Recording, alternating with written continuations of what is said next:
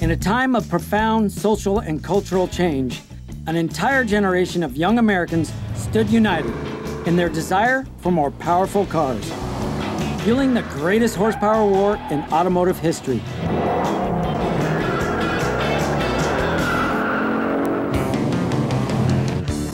Screeching rubber through turns, roaring down back streets and country lanes, were fun-loving drivers in their wild and powerful dream machines.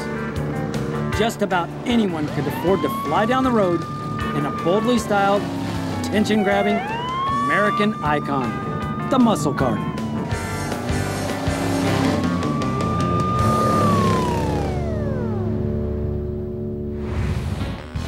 Hello, I'm Chip Foose. We're at Dalcorp Racing near Los Angeles. This 413 Max Wedge is pretty cool.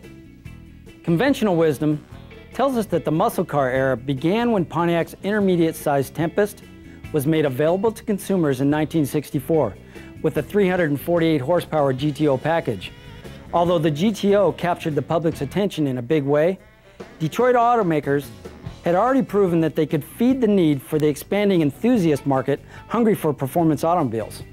Before the mid-60s, the most powerful production car engines were found in full-sized or the most well-appointed luxury vehicles. While these cars had plenty of power for the day, their weight robbed them of anything bordering on true performance, and cost put them out of reach for the average consumer interested in going faster than grandma.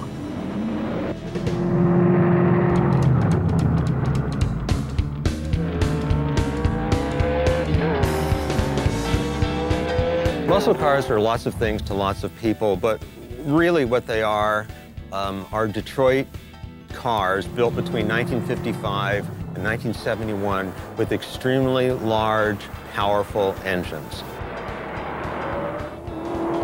The muscle car era really started before '64. There's a lot of talk about DeLorean and starting the whole thing with the '64 GTO. Certainly that had a big impact, but there were muscle cars, perhaps not clearly as defined, but they were certainly performance cars long before that. During the late 40s and early 50s, and indeed into the early 60s, most of the emphasis on performance was with hot rods. If you wanted a hot car, you got a hot rod. You got a 1932 Ford, probably, and fixed it up. If you wanted a car that looked good, you got a 49, 50, 51 Mercury, chopped the top, lowered it, did all kinds of body modifications to it, and made it look great. If you were into performance and you weren't into sports cars, and most of us in the States were not into sports cars at that time, the only thing you really had was hot rods. And hot rods required a lot of ingenuity, being adept with tools, you know, having access to machine shops so that some of the engine work could be done. A promising and powerful production car of the early 50s was a sleek 5-liter 6-cylinder Hudson Hornet. It achieved success in stock car racing, but was discontinued when the company was folded into Nash in 1955. During this same period, Ford, motivated by the popularity of racing and America's desire for horsepower, moved away from its decades-old flathead design and introduced an overhead valve Y-block V8 with the potential of real performance. And at Chevrolet, visionary Corvette engineer Zora Arkus Duntov was urging his bosses to do the same. He wrote a very famous letter to General Motors Corporate that said, what Ford is doing is what we should be doing. We should be building products that the enthusiasts can buy very inexpensively, that they can hop up their cars, and that will tend to cement that whole brand loyalty thing and make them a Chevrolet or a Pontiac or an Oldsmobile person for the rest of their life.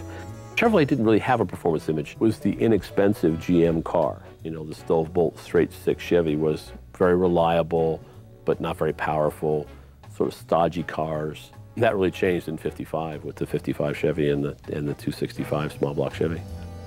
Although they lacked the brute torque of the big block engines that were looming on the horizon, Chevrolet's new small block overhead valve V8 became a legend. It was relatively small, but the car was relatively light, and the combination of that 265 cubic inch overhead valve V8 with a moderately high compression. For its day, the compression was in the 7s. That was considered high. They called it the Turbo Fire V8. All of a sudden, this little kind of okay car became the darling of the performance world with this new V8 and kind of updated styling and a very attractive price. While Chevrolet was introducing their small block, Chrysler set its sights on upscale buyers with their 300 letter cars that would become the standard bearers of American performance. A large number of historians consider the first muscle car to be the 1955 Chrysler 300. Here was a gentleman's express, powerful Hemi engine. The car was just incredibly fast for its day, incredibly powerful for its day. And immediately was an overwhelming success. Wasn't necessarily appealing to the youth of America because its price was up there pretty high. This 1957 300C model is one of 484 convertibles made.